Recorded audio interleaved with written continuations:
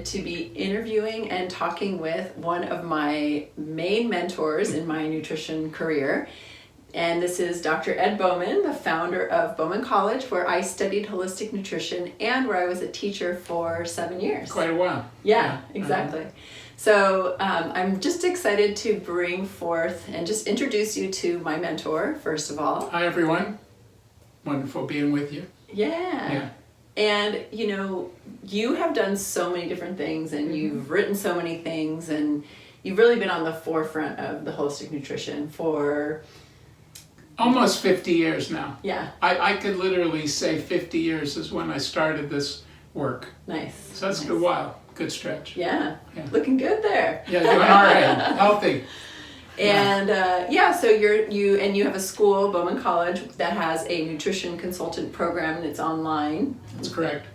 And then also a chef program, which is in Berkeley, California. Classroom, 5 days a week, chop and eat, learn. And And a health coach program. And a health coach program. Yeah. Also, 6-month online program. Nice. Yeah. And I remember looking at your program for years when I was in my early 20s. Oh, yeah. And I actually had a friend say, come on, who sees a nutritionist? What are you thinking? And I was like, oh, I hadn't really thought about that. So I did a little something else. I actually did Pilates. And then as soon as I could, I wove back into nutrition because it's really what I wanted to do. Yeah. And I'm so glad I did. Wow. But one of the things that Ed introduced me to early on was something called the 4 levels of eating. Yes. And I think there are 5 now. There could be, yeah. Yeah. Well, I think you did add a 5th one. I did, yes. So I want to talk about that because I think it's such a powerful way to look at, number one, look at our relationship to food, right? And have more self-awareness and listen to the body and our symptoms. And to me, looking and thinking about the levels of eating is mindfulness. It is mindful eating in action. And it's a reminder too that our relationship with food, with our body, with our health is a journey and it never ends. And we're always learning more. And we're maybe also always having those ahas to take it further, right? Mm-hmm. So let's talk about level 1 then. All right. So friends, in my work, I've studied East-West, old, new, modern, ancient, biochemical, all that.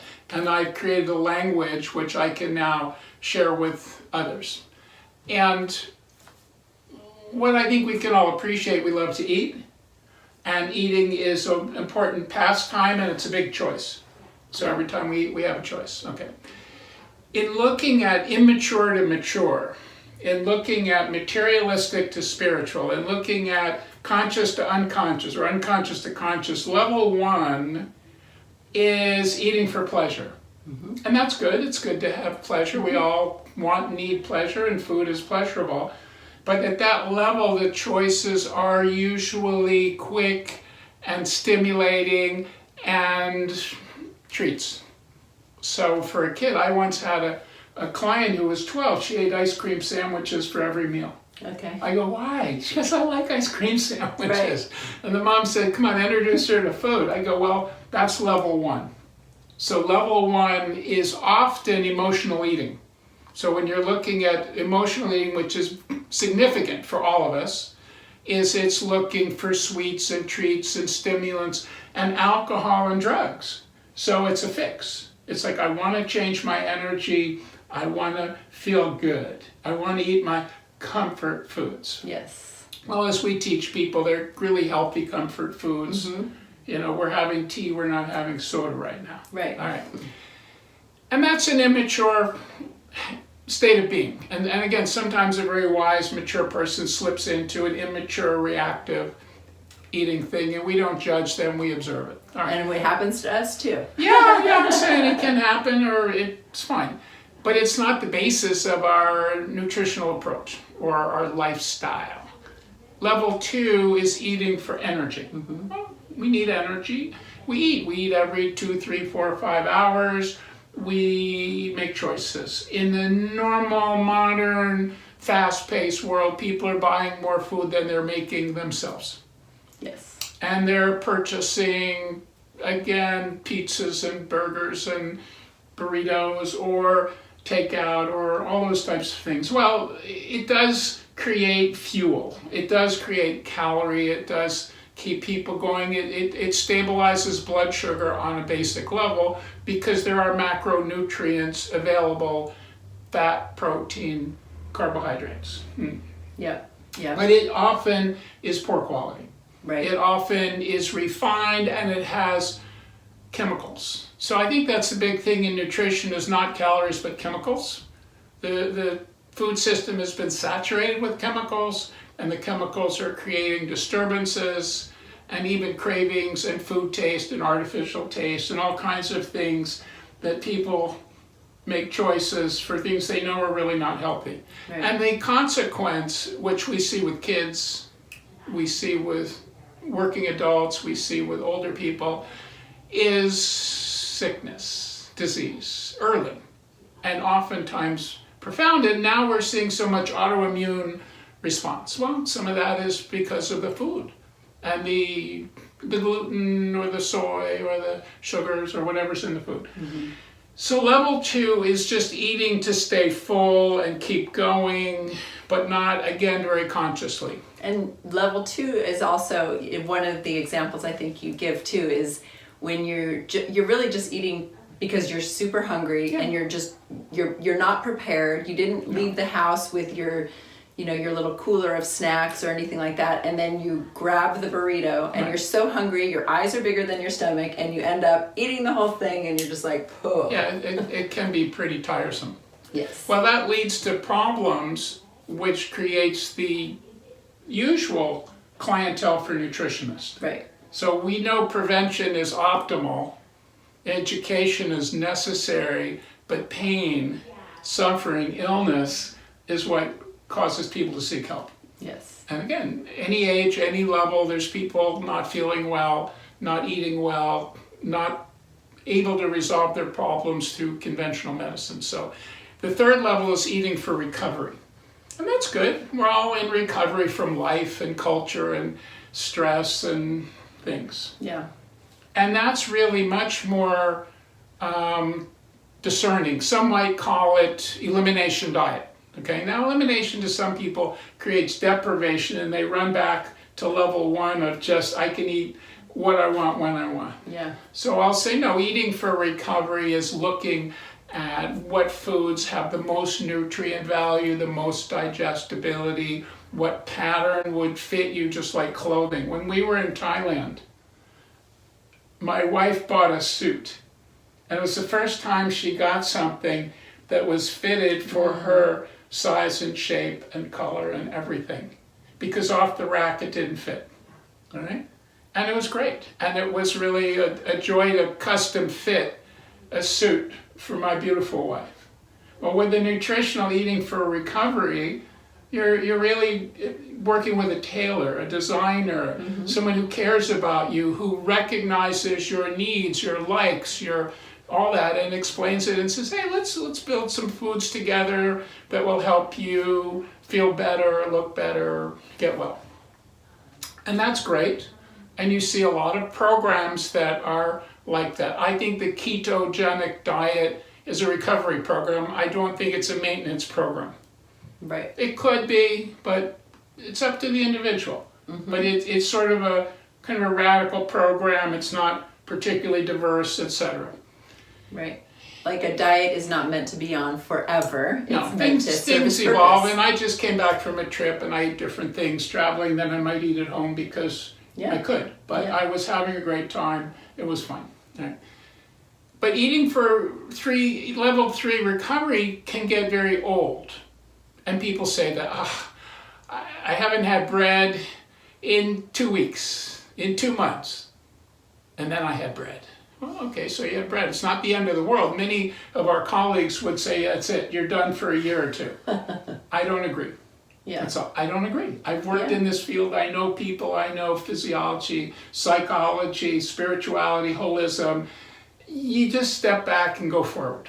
I agree. Yeah, well, we're from the same school, You're which my is teacher. nice. Yeah, and also having a self-empowered mindset is very important.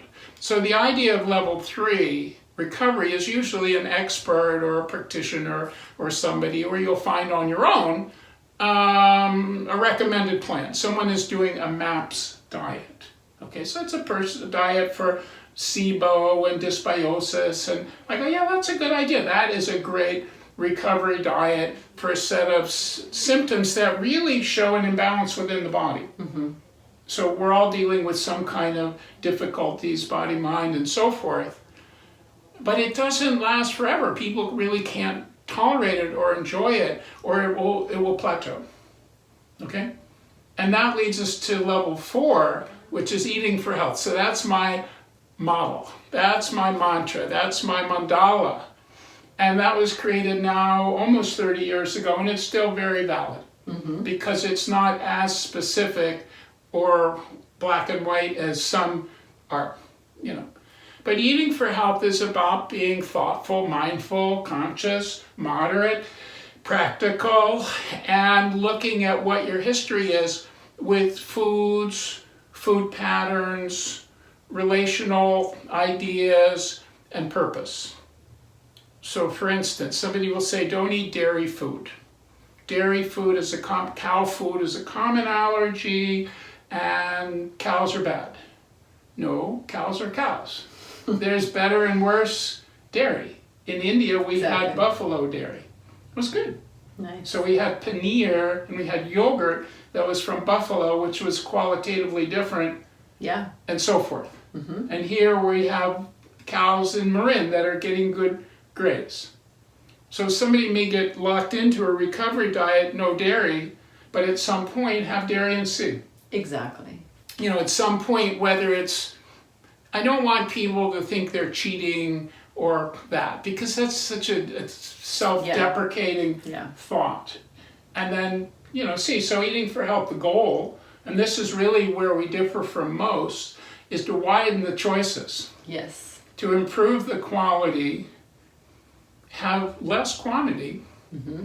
more diversity, more seasonality, and also realize a strong, healthy, kind of intentional approach will work for people as they get healthier. So again, with a child, it's not like, well, eat what you want because they're still children. And what they want will be artificial or poor quality. It's eating level 1. Right. But as a maturing adult or someone who's really been working on themselves mm-hmm. for several months or several years or several decades, they don't need to be afraid of food. Right. They don't need to be overly kind of fearful. And that's what we're up against, is the whole agenda is to create fear in the population, right. so it can be taken over. And I want to empower people. I empower my students, my teachers, my clients to think for themselves, try things. And if you have chocolate cake and it works, good for you. Right. If you have chocolate cake and it makes you really irritated, then that's good information. That can be eating for health. And then did you have a little bit of chocolate cake or a lot of chocolate cake? Right. You know what I'm saying? Right, exactly. Like, it's not about perfection. Right. No, well, and again, if you're hungry, you can eat. Yeah. If you're full and you have chocolate cake on top of a full meal, it's not going to be good no matter. Right. But my grandma used to feed us cake and ice cream for dinner. Oh. Not dinner. Yeah. Just dessert. And that was all we ate, and it was kind of a good idea. Yeah. Because you weren't doing too much food combining. And we were hungry, and we were kids, and we could metabolize it. Yeah. The 5th level is spiritual nutrition, and we're becoming more comfortable with the notion of spirituality, and it's really to bless our food, bless our lives, send thoughts and prayers for other people who are less fortunate, and to really energize the food with light, love, intention, and power, and let our bodies accept it. Now that's pretty strong if you do it, and then it may be something that you wouldn't normally eat, but that's what's in front of you, because we will go through periods of problems and scarcities, and even not eating. Fasting is certainly coming back as a practice, and we can eat quite a bit less, or not as often, or offer it up as really, to the spirit and to the community. So I think that again creates a different kind of attitude around eating.